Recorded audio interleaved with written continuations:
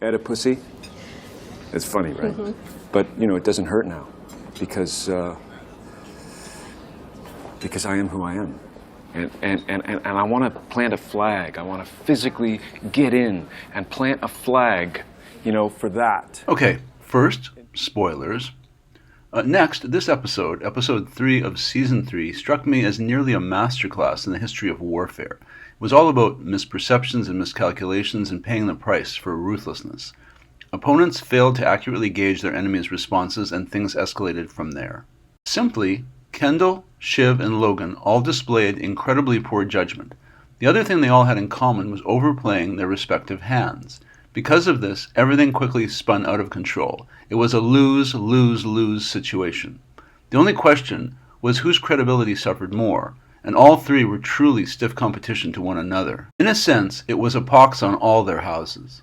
Let's start with Kendall. In this episode, he learned the hard way that there is indeed such a thing as bad publicity.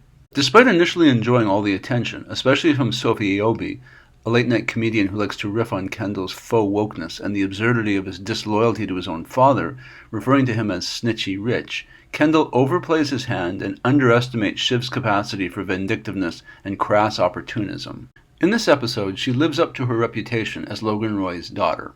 In the end, she displays an aptitude for silencing opponents and getting what she wants. Or what her father wants. Find out what this fucker's planning. I don't need him in my teeth right now. Kendall says and does a series of unwise things. First telling a reporter that he wants to plant a flag at the company. It's not clear that even he knows what this means, but everyone interprets it to mean that he is devoting himself to disrupting the smooth conduct of business, and that Kendall might be coming in direct violation of his attorney's wishes.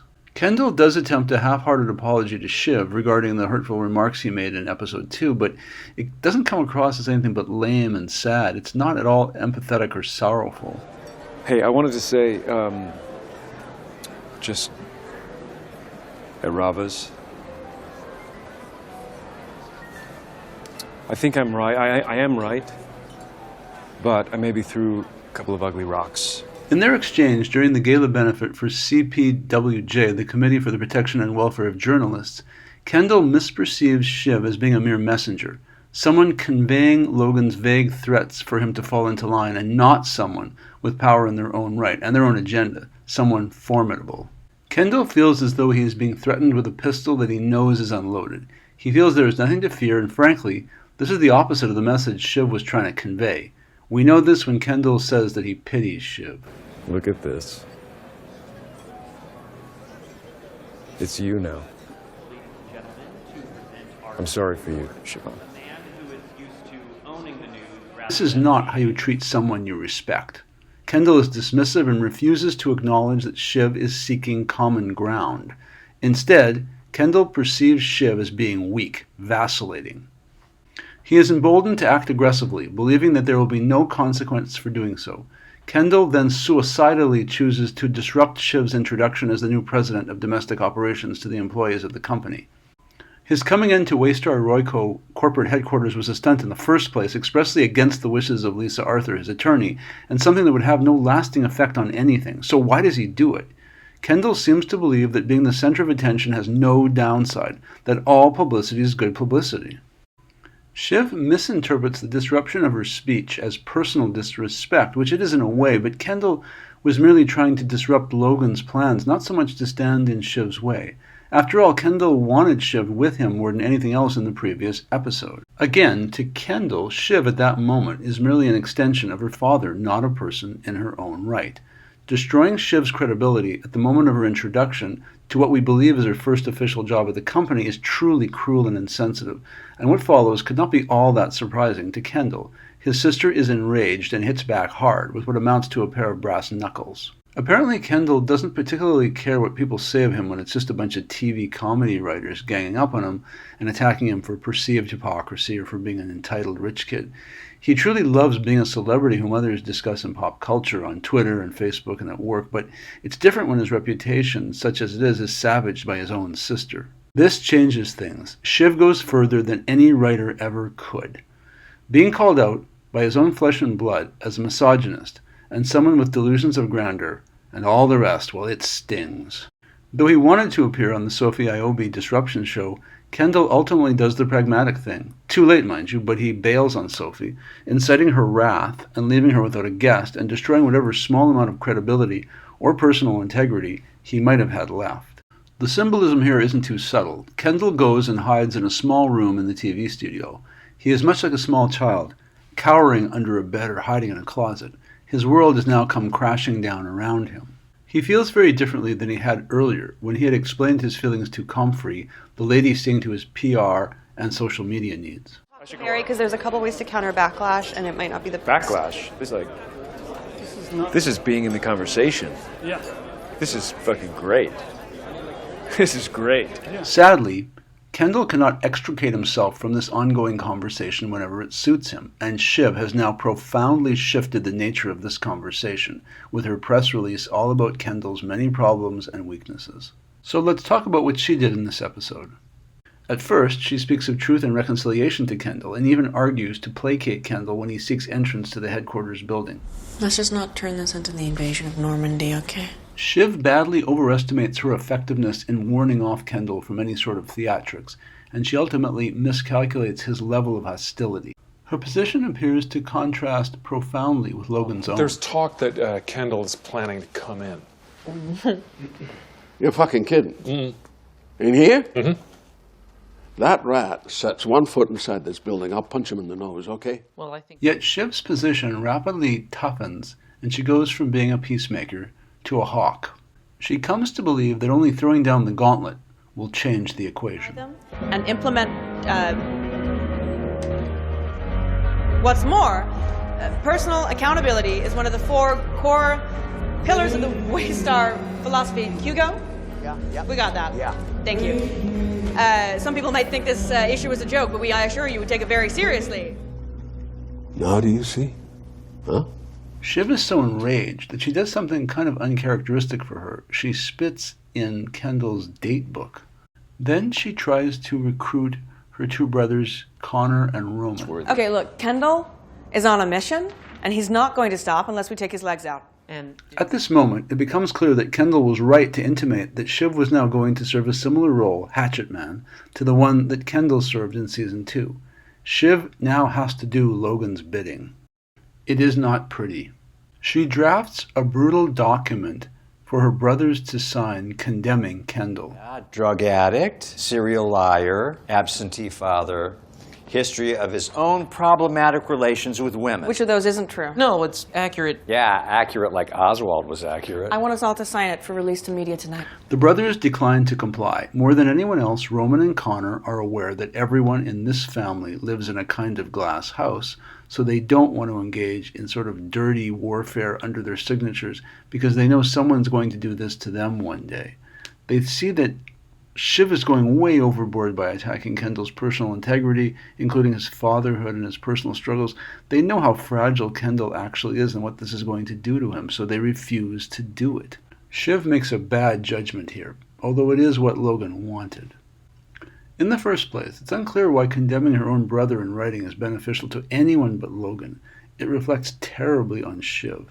Secondly, she basically admits that she doesn't trust Logan earlier in the episode when he actually has to ask if she trusts him.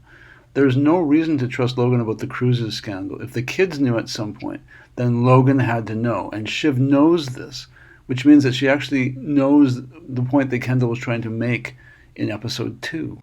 Third, for all his faults, Kendall never publicly turned on his siblings in this way. He was loyal to them, if only as a counterweight to the overwhelmingness of his father. And we see him doing this even in this episode, staying loyal to his siblings with the reporter in the opening scene of the episode. One question that people do have is about your siblings. So where are they in this? Have you managed to stay close with them? Sure.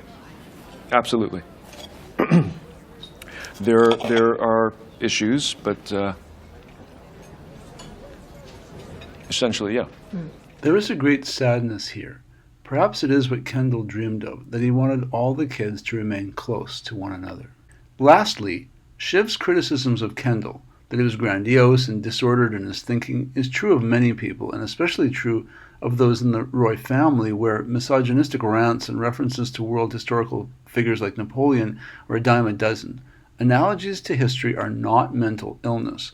Both Logan, Connor, and Roman have all done much worse things than Kendall is being accused of, and they are fairly full of themselves as well. Shiv is cruel and ill-advised and is hitting way below the belt. She dropped a nuclear weapon on Kendall's life.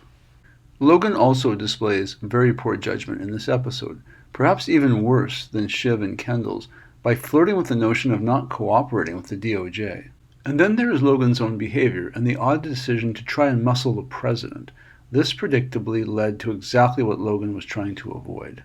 Attempting to intimidate Michelle Ann Vanderhoven, the presidential aide, was truly the apex of poor judgment.